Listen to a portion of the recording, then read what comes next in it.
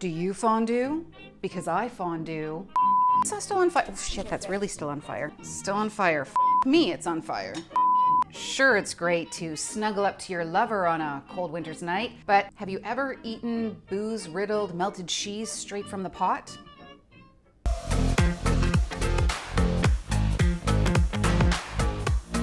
Hi everyone, I'm Erin from the Wine Sisters, and welcome to our channel. This is the place where every week we show you how to eat, drink, and entertain like a pro. And speaking of entertaining, tonight I've invited over some friends. Operative word being I've invited them over because it's freezing outside and I'm not going out. So in exchange for them making the trek over here in the cold and in the ice and in the snow and in the blow and all of the things that comes with a Canadian winter, I am going to serve them copious amounts of melted cheese and loads of wine. And everyone is going to have a great time. I am absolutely certain of it. So today, guys, I'm making a traditional Swiss fondue, or the caveat being, as you will see when we make it, it's as traditional as I get. So if you're Swiss and have a real steadfast loyalty to absolute true blue Swiss fondue, spoiler alert, you may want to turn off this video now. Don't, you're gonna get some great tips. Stick around. But I want to show you how to make a great Swiss fondue, but with really exceptional wine pairings. Now, as we talked about in last week's video, where we were talking about red wines with cheeses, and you can see that right here if you want to take a look at that, but I recommend sticking around to the end and watching that video after. When you Google ideas for wine pairings for cheese fondue, you're going to get, loads of results. A lot of them are going to be very acceptable and very fine. But the thing is that when you're looking to pair the wines, as I say all the time, you're looking to pair with the strongest flavors of the dish. Now, of course, there's some creative souls out there who make blue cheese fondue. I've had it. I'm definitely gonna have it again. Maybe one day I'll even show you how to make it. It's exceptional. You can also make Italian themed fondues, for example, where maybe you're taking advantage of fontinas and tallaggios and different flavored cheeses there. But here with the traditional Swiss fondue, this is a different animal unto itself. So what I'm using is a couple of different cheeses. Of course, we've got the ubiquitous Swiss cheese. Now, Swiss cheese, of course, being the umbrella term for lots of different cheeses that come out of Switzerland, but probably the one that you're most familiar with and most recognized as Swiss cheese is this sort of mild one with all the holes, these big eyes in it. This is Emmentaler. This is an Emmentaler cheese. It's actually quite mild. It's really great for traditional Swiss fondue because it has a really great melting point. But in terms of flavor, it's, maybe at best a little bit like mild sweet cream, maybe a hint of saltiness, but there's a real neutrality here, which makes it a great base for your fondues. The one that's going to really pack the flavor punch, I'm using an Alpine cheese Gruyere. And from last week's video and videos done in the past, you probably know that this is one of my favorite cheeses. Alpine cheese, great melting point, but there's more of a flavor here. Sort of like roasted hazelnuts, brown butter, maybe a little bit of caramel if you search for it, but there's definitely a depth of flavor that's really going to complement the Swiss cheese, the Emmentaler, really nicely. So these are the two that we're using for our fondue today. Now, when it comes to that, what we want to do when it comes to wine pairing is we want to look at a couple of different things. Number one, let's consider the structure of the fondue and the structure of the wine. So fondue, glorious. It's cheesy, it's rich, it's fatty in all the best ways. But when we get that dairy coating and that fatty notes on your palate, you probably want to freshen up your palate with a higher acid wine. A wine that has a little bit of an angular edge to it. A wine that pinches your cheeks a little, creates a salivation in your mouth, maybe clenches your bum a little bit and you're like, whoa, I'm awake now, better than an espresso in the morning. What that will do, just like when you squirt lemon on fried fish, what that will do is the higher acidity in the wine will cleanse your palate of all that rich dairy goodness and get you ready for the next bite. Sort of the way an aperitif will. It's absolutely exquisite. So wines that I'm thinking of for that, classics would be, your Riesling. Super classic, especially when we're talking about Swiss fondue. You could even go with a Gruner Veltliner. You could go with a dry Pinot Gris. These would all be lovely. You could go with a Chablis, which is probably what I'm going to be going with later on today, and as well as your traditional methods, sparkling wines and champagnes. These are all great options. They've got that bright acidity. But now let's talk about flavor. So we've discussed the richer style of the fondue and sort of contrasting that with the wine, but now we want to consider the flavor of that fondue. And as I said, we're looking looking at some salty, nutty, buttery goodness. So a really nice option here is going to be a cool climate Chardonnay. I've got one from Ontario. I'm here in Toronto, Canada, so I'm gonna go with a local wine, but cool climate Chardonnays, regardless of where they're from, they're gonna be nice. They will have a little bit of judicious oak or well-integrated oak into it, but bring along those flavors of hazelnuts and butter and, you know, creaminess as well, and that's going to complement the flavors of that cheese. And with cool climate Chardonnays, you can find out the difference between what is cool climate and what is warm climate right here. But with cool climate Chardonnays, they still have that beautiful backbone, that beautiful tautness of acidity, maybe not quite the angular precision that you'd find in a Riesling or in a sparkling wine, or in an unoaked Chardonnay such as a Chablis, but they will have a beautiful woven acidity, and then you've got some great flavor going with it. So this is going to be a really nice option, cool climate Chardonnay, for your traditional Swiss fondue. But if you want to do something a little hipster, something that's a little bit outlier, and why wouldn't you? It creates a nice conversation point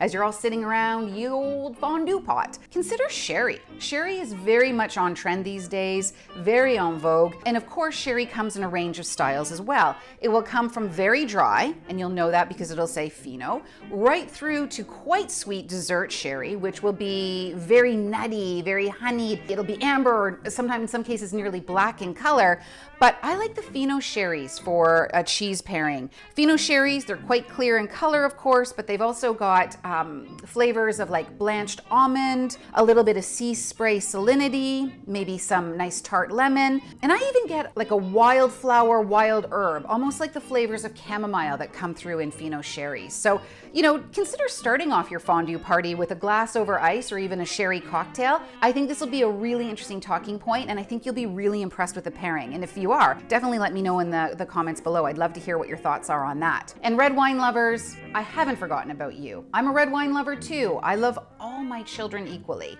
There is no favoritism here. But just like I said in last week's wine and cheese video, what you may want to consider is the strength or the power or the body of your red wine. I think that for a traditional Swiss fondue, something that's really quite heavy, I'm thinking about your tannic Cabernets, Shirazes, your Portuguese reds, your Barolos, wines that really pack a punch with that tannin, that sensation that feels like cotton balls are in your mouth, it's drying your mouth out, it's got a lot of alcohol.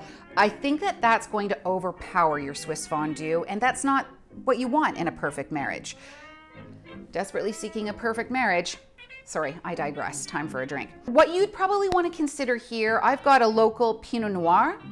You could also do a beautiful Beaujolais. You could get away with some youthful Crianza Tempranillos or Valpolicellas, maybe even some brighter and more youthful fruit-forward Merlots. What you're looking for when it comes to red wines with cheese is, especially with a neutral cheese or a very mild cheese, is you're looking for the lower tannin. So again, not that stuff that's going to be drying your mouth out, but you want to have a nice brighter acidity, that cran sherry note that again makes your mouth water just a little bit, and a juicy upfront fruit forwardness. I find it helpful that when you're pairing wines with cheese, you know, think about when you put out your cheese board. A lot of people will often put out things like a compote, like a strawberry or a cherry compote or a jelly or a spread of some sort, and you'll match that with your cheeses. So think about wine kind of in that same vein. When we have a traditional Swiss fondue that has more mild flavors, think about pairing it with that kind of fruit-forward strawberry cherry note that's just going to offer some juicy complementary flavors, but still have that acidity to freshen up your palate from all of that rich dairy. So we've got a good selection here. I'm pretty excited about it. I'm probably going to drink them all at some point in time throughout the party. Not all by myself, of course. Come on, I'm not a complete heathen. Yes, I am. Nothing like a little hedonism to make a party go well. That's actually true. I digress. All right, guys, let's go to the stove. I'm going to show you how to make the Swiss fondue my way. Pour yourself a cocktail. I'm going to pour myself a cocktail, and we're going to get to cooking. So let's go do it. So ladies and gentlemen, we are now at the stove. I hope you poured a drink, because I certainly did. I've got a French 75 that's halfway done happening. Sorry about that. But hey, at least I'm true to my word. French 75s, if you want to know how to make this, because it's one of my favorite cocktails, just click this link and you'll be able to go there. It's delicious. Hang on. I can confirm it's delicious. All right, Rebecca is here now. Everybody should be familiar with Rebecca. Rebecca is part of the gang that's showing up tonight as part of our hunkered down, winter weary, fire on, fondue started. So the thing that you want to do is you want to have, I'm using a Dutch oven. If you only have a little sauce pot, whatever, use that. I'm heating this up, and what we're going to do is we have our cheese that has all been grated. You guys saw that earlier. This is a mixture of our Emmental and our Gruyere. This is about 5 cups. It's only a small group. If you have a larger group, let's say 8 people or more, you can easily double, triple the recipe. Just be aware of your liquids. So we're going to talk about that as we move forward. I've got some dry white wine, about a cup, cup and a half. We're going to heat this up. Now, I want to talk to you a little bit about garlic. So here's a little thing that's different. So I've got some diced garlic that I've got sitting kind of dangerously on this knife, but danger is my middle name. In most fondue recipes, what they're going to tell you is they're going to tell you to get a clove and wipe it around the bowl of the fondue pot. But I've read enough reviews and I guess know enough Swiss people that this really raises the ire of the Swiss. And you don't want to have a bunch of angry Swiss people at you. Swiss people in traditional Swiss fondue, they put the garlic right in and they leave it there. So that's what I'm going to do as well, mostly because I'm about to offend a bunch of Swiss people. I'm about to do some seriously offensive things, so I need to garner favor where I can. Okay, so I've got some wine heating up with my garlic, and while that is gently heating up, I'm also going to tell you, here's my first offense to the Swiss. But I'm a good German girl, I love my mustard. I also think the flavor works really nicely with the Swiss cheese and the Gruyere. So put it right in and let it heat up gently. And I know that this is not traditional, but y'all know how I feel about traditionalists. It's just not my jam. Okay, so I'm gonna let this come to a simmer. You'll notice it's over fairly low heat. I don't need it bubbling up and ferociously. Guys, more is not necessarily better. I know in our society we want to just blast everything, put it in the microwave on high. Don't. Just let this come to a gentle simmer. Trust me, it'll get there very quickly. While we're waiting for that to happen, I've got about a tablespoon of cornstarch, and here's Swiss offense number 2. I'm gonna use some brandy. Now, the Swiss will use Kirsch and they will be steadfast to it. And that's cool, man. I'm totally fine with that. But I didn't have any Kirsch and I wasn't about to go rolling out to the store in this frigid day to go get some. So if this is you, feel free. I think that cognac and brandy make beautiful flavors with cheese. I also think that you could use just simple water if you don't have anything, or just more of the wine that you're cooking with. If you're not a purist, don't feel beholden to using the Kirsch. Kirsch I've used and it's fantastic and I do recommend it. But these are tough times. So I'm going to use about the equal amount of brandy. So about like that. Okay? Okay, so that's what you're going to do. You're going to use about an equal amount. I have this little baby sieve, or not sieves, whisk, which is one of my favorites, by the way. One of my favorite kitchen tools. And so I'm just going to make this into a little slurry, stir this all around. You just want it to look kind of, I don't know, slurry-ish. Would you like to see? I'll show you. I know everyone's dying to see. Rebecca is. So we've got our slurry and we're just gonna let that sit off to the side. This is gently heating up. It's not looking too bad. Also, you've got to be patient. You got to play with the heat. I feel like it's pretty good. We don't want it to be too warm when we start putting in the cheese, but it's feeling pretty good. Anyway, guys, so we've got this under a low heat. I'm at basically halfway between low and medium. You'll have to play around with your own heat on your own stove. Obviously, every stove is different.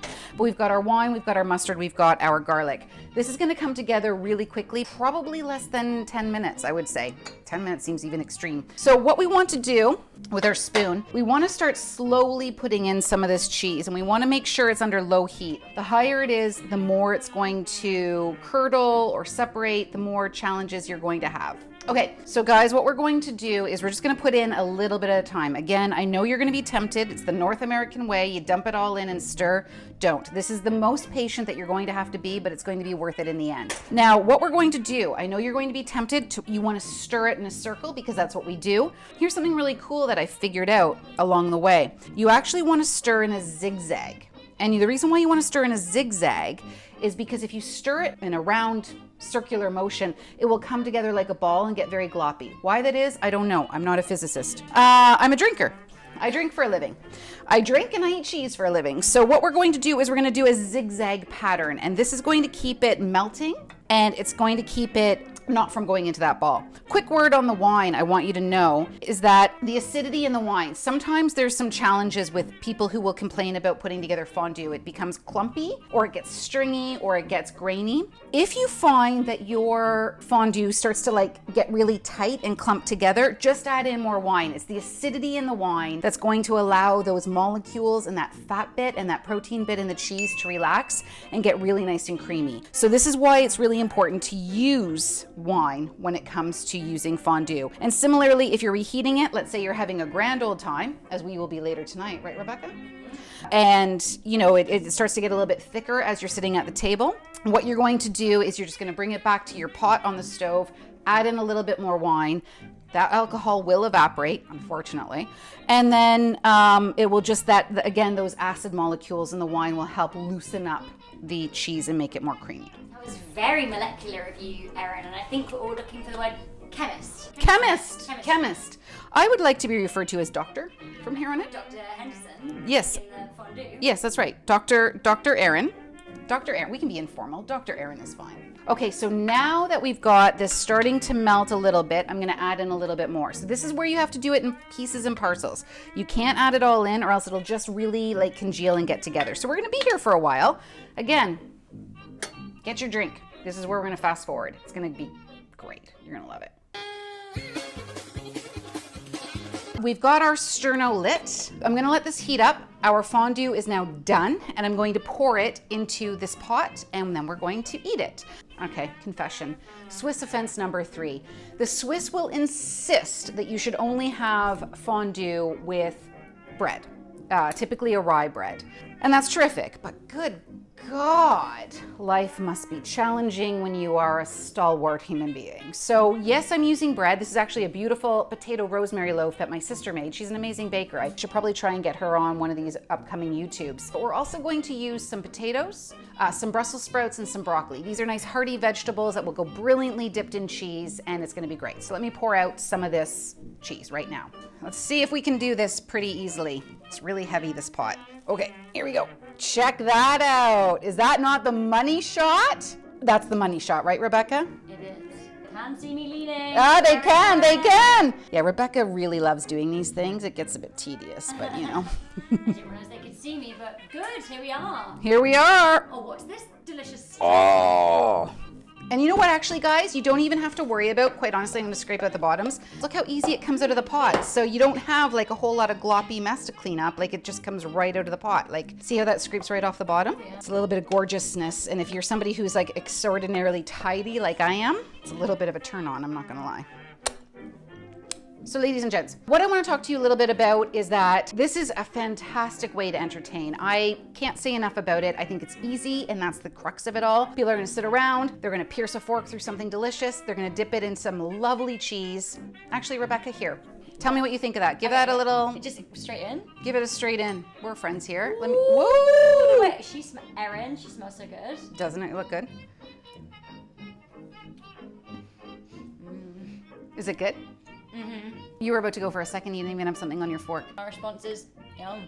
Yeah, good. Ladies and gents, we're gonna go. Fondue waits for no one. People are just about arriving. We're gonna have a lovely party. It's bloody cold outside, but you know what? I can even see this in the summertime at a cottage or something by the campfire. I do have a quick question for you. What wine are we drinking? I'm gonna go with a Chablis. You have an embarrassment of riches of wines that you can pair with this. I like to go with the contrast of a higher acid wine to mop up that rich dairy goodness of the cheese. We're doing a Chablis, but at home, if you wanted to do a Gruner Veltliner, a Pinot Bianco, a Northern Italian Pinot Grigio, a dry traditional method sparkling wine, this is great. If you are going to do something from the red section, consider Pinot Noir.